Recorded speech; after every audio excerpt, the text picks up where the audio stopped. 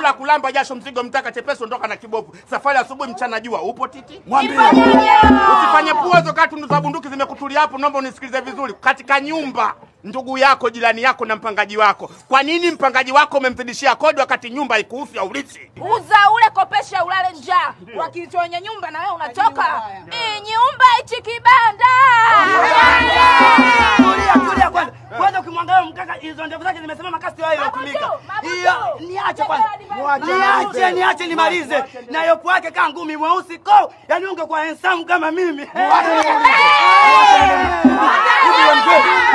Wewe baba ngani kuuliza swali. Hii nyumba ya kwako? Yangu. Ya kwako melizi. Yangu. Hii melizi kutoka babu yako. Kaje baba yako awe nani? Leo ndio umeyakanyaga. Umemwona huyu mama? Tena. Yaani yeye afanye ukarabati, atie rangi, atie plasta, atie simbodi, uje kupandisha kodi na usu. Kwanza ukimtazama mtu mwenyewe mweusi ko kasema wewe mweupe. Ona juu na mweupe. Una rangi kama yangu wewe ungeuza. Kama samboli. Naongea nawe mwisho kijeusi kama pepo anajua.